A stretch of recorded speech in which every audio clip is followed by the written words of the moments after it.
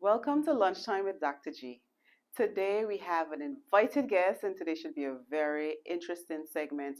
I'm talking to none other than Mr. Jeordelle Gums, a previous stroke warrior. So we're going to get some information from him firsthand as to what he experienced and kind of just maybe the things that average person may not think about that he went through or may still be going through. He can give us some insight. So, Mr. Jeordelle, thank you for coming. Thank you for inviting me. How long ago did you have the stroke? 4 years ago, 2019. Back in 2019. Do you remember what you were doing at the time? I was eating my lunch and my appetite went, taking back the plate to the kitchen Mm-hmm. and fall out my hand. So, do you remember having any symptoms? Did you feel confused, dizzy, anything? Nothing. Nothing. Okay. Um, were you airlifted off of Anguilla or were you? No. You were hospitalized For about 3 days.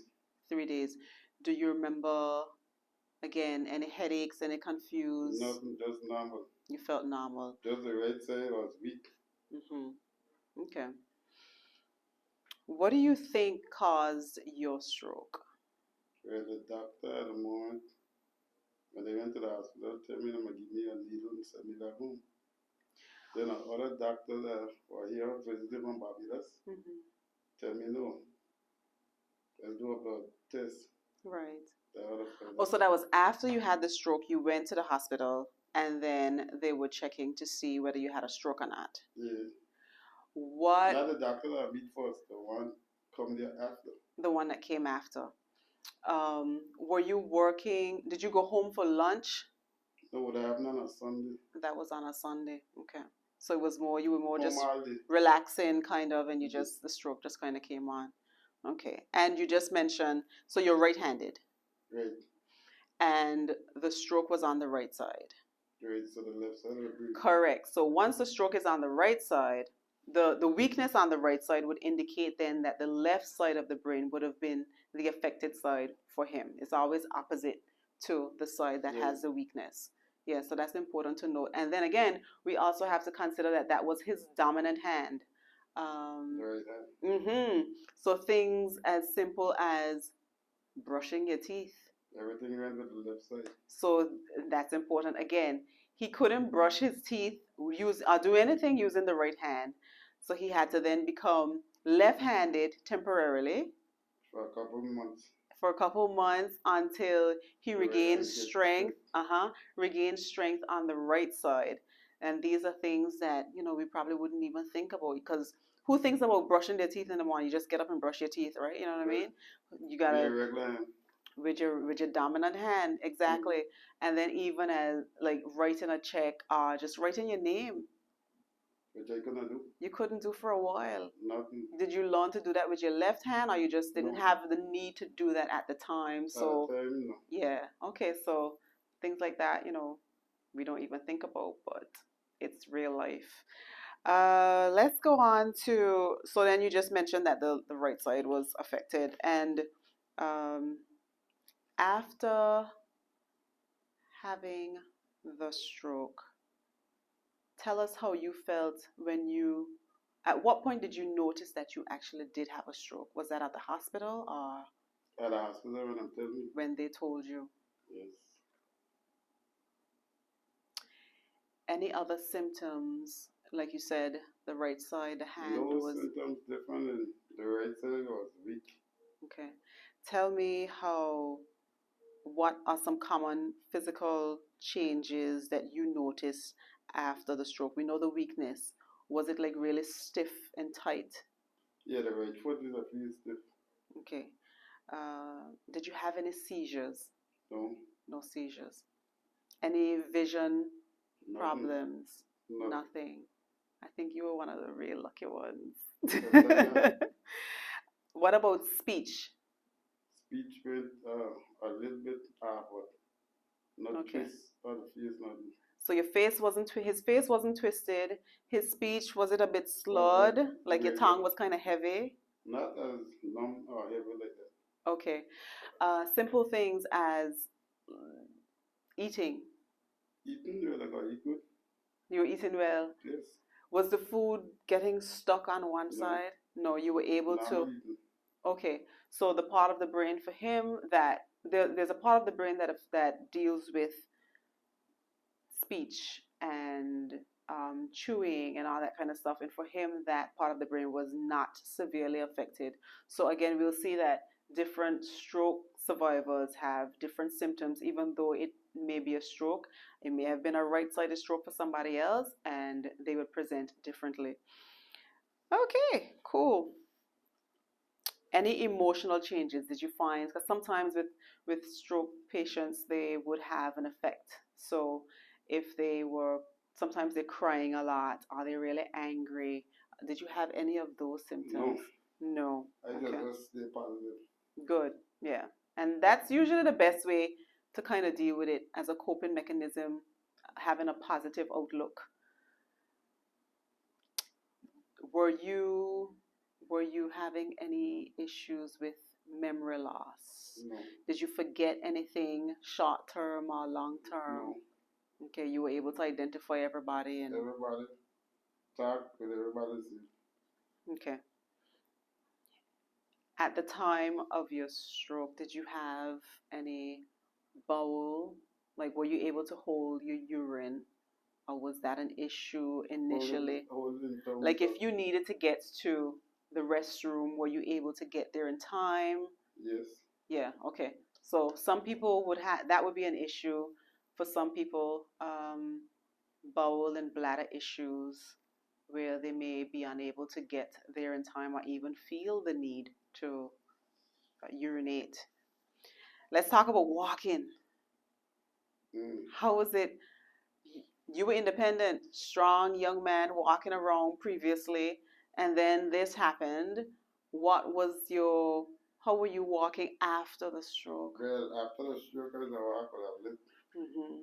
a bigger limp than what I have So now. you still have a limp Yeah, now, a little bit. less, but you still have a little A bit of a small limp limp. Yeah. now. Did you have times where you just fell? No, Did the never. leg give out because it was so weak? Never. Thank No. God. Okay, well that's good.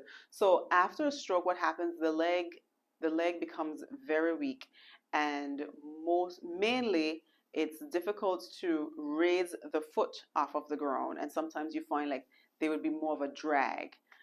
Sometimes they can possibly fall or trip because of the weakness and unable to get the foot up to clear while walking. So luckily for Jeordelle, he didn't have that big of an issue with that one, but there was still a bit of a limp. And what about running? Well, I can't run like before. Yeah, you tried running. Feel awkward. Feels a bit awkward. So things that we don't even think about, things that we don't think about are things that we take for granted. You know, their day to day little issues that they have to still deal with and still function as normal in society. Let's talk about driving.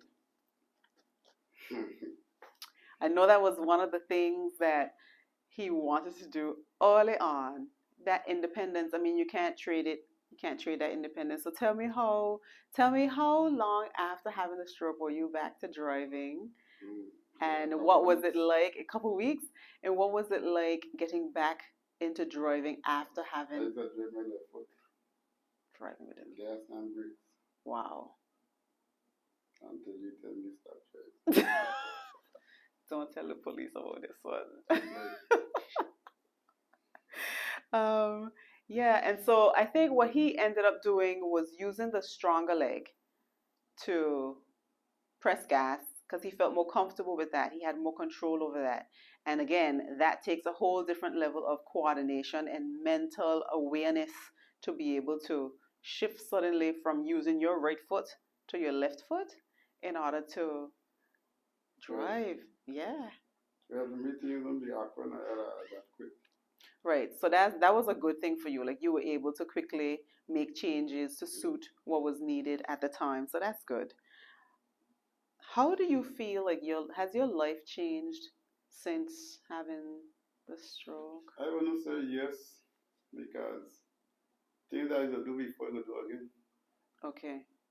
So Okay. life still is roughly the same. So no major setbacks. No. Okay. Still doing my profession. And your profession is? Building houses.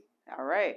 So if you have any houses, if you're building, you can call Jeordelle. This is a free plug for you. He's still back in the business of construction, and we know how hot Anguilla gets. So make sure that you're staying hydrated. Yeah, for sure. Yeah, don't take it for granted. It's been really hot, so just be careful with that for sure.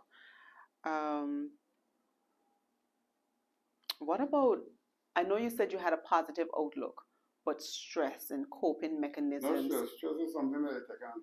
Stress is something that you take on, but you don't take on stress. I don't take on nothing. Right. So you have more of a stress-free mindset. And so things that, were you taking on stress previously? Like, were you stressing about stuff before? No, stress is something you think about. Whenever you start to think, that's stress. I like that. I like that. Okay, so great. So guys, Jeordelle does not. Right. So, and that's good. And even for those of us who haven't had a stroke, I think it's important that we are able to develop healthy coping mechanisms for day-to-day life so that we don't even like elevated blood pressure and that kind of stuff. You know what I mean? Like, it's very important. So that's good. Make sure you stay positive and just don't let things stress you. What about family members and caregivers? How was that for you during that time? My family was good to me from before and after. Right. So you had that support. Yeah, always. Okay. Family support is important. That's a big thing that helps the survivors to push forward a little bit more, because sometimes depression does set in. But as long as you have a good support system and family that kind of has your back and can assist with other things that you may be unable to do at the time, it goes a very long way. Yeah. For sure. Yeah. What about financially? Because you had to be out of work for a bit. Yeah, I worked for a year. For a year. Yeah. Yeah, with the family stepping. Again, family had to pull the slack. Family especially. Household, right. Immediate family. Yeah. And that's important. Having a stroke is a huge financial burden, not just on the survivors themselves, but on the family as a whole. And so, again, it's important to take care of yourself and try not to take on more than you can handle, and get your regular health checks just to be on the safe side. It's cheaper to go in and have a doctor's visit and make sure that you're okay than to have to deal with all the financial aspects. And lucky for you, you didn't have to fly out, because then that would have been a whole nother set of financial expense. Yeah. So what is your advice? What would you tell someone who, let's start with somebody who did not have a stroke? What would you tell them in order to avoid a stroke?